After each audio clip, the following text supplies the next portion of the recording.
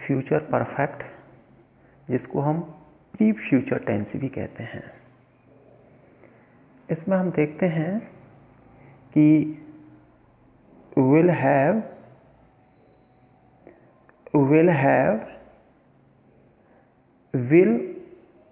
या शैल plus have plus verb की third form का प्रयोग करते हैं।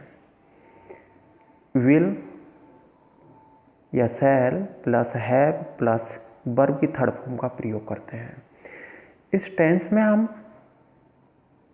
हैज का प्रयोग नहीं करते हैं, केवल हैव का ही प्रयोग होगा। विल या शैल प्लस हैव प्लस वर्ब की थर्ड फॉर्म। और इस टेंस का प्रयोग हम पास्ट के बारे में प्रिडिक्ट करने के लिए करते हैं। पास्ट के बारे में प्रिडिक्ट करने के लिए, जैसे you will have read it at school, आप इसे विद्यालय में पढ़ चुके होंगे। ओके, कि आप है इसे विद्यालय में पढ़ चुके होंगे, जो पास्ट टाइम को शो करने के लिए ये टेंस है, पास्ट टाइम को शो करता है। He will have return the library to he will have return the book to the library, वह इस पुस्तक को लाइब्रेरी में लौटा चुका होगा। तो कि हम प्रिडिक्ट करते हैं कि ऐसा हुआ होगा पास्ट, और पास्ट टाइम होता है। तो पास्ट के बारे में प्रिडिक्ट करने के लिए हम किसका टेंस का प्रयोग करते हैं? फ्यूचर परफेक्ट टेंस का। इन दोनों ही सेंटेंस में हम देखते हैं कि टेंस कौन सा है। टेंस तो इनमें फ्यूचर है और टाइम है पास्ट। टाइम कैसा है? पास्ट है। तो पास्ट के बारे में प्रिडिक्ट करने के लिए हम किसका प्रयोग करते हैं? फ्यूचर परफेक्ट टेंस का। इसके बाद में हम देखते हैं कि इस टेंस का प्रयोग फ्यूचर में होने वाले दो कामों में से जो पहले होगा उसे फ्यूचर परफेक्ट में, और जो बाद में होगा उसे सिंपल फ्यूचर में ट्रांसलेट करते हैं। कि इस टेंस का प्रयोग है फ्यूचर में होने वाले ऐसे दो काम में से जो पहले हुआ है उसको फ्यूचर परफेक्ट में, और जो बाद में हुआ है उसे सिंपल प्रेजेंट में ट्रांसलेट करते हैं।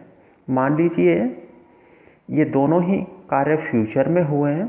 ओके, जो पहले हुआ है उसे प्री फ्यूचर कहते हैं, और जो बाद में हुआ है उसे पोस्ट फ्यूचर है।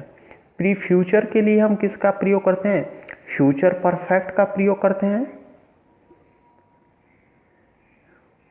और जो कार्य बाद में हुआ है उसके लिए सिंपल प्रेजेंट का प्रयोग करते हैं। सिंपल प्रेजेंट का प्रयोग करते हैं। जैसे by the time this letter reaches you, you will have received my parcel.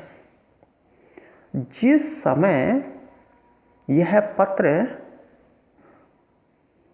तुम तक पहुंचेगा, और जिस समय यह पत्र है तुम तक पहुंचेगा, you will have received my parcel, आप मेरे पार्सल को प्राप्त कर चुके होंगे। तो यहाँ पर देखते हैं कि दोनों ही, जिस समय यह पत्र तुम्हारे पास पहुंचेगा, आप मेरा पार्सल प्राप्त कर चुके होंगे। दोनों ही एक्शन फ्यूचर में हुए, लेकिन जो एक्शन पहले हुआ है, पार्सल पहले पहुंचा है, तो इसका ट्रांसलेशन फ्यूचर परफेक्ट में करेंगे। You will have received my parcel, क्या होगा? तुम मेरा पार्सल प्राप्त कर चुके होंगे। You will have received my parcel, तुम्हारे पास यह पत्र पहुंचेगा।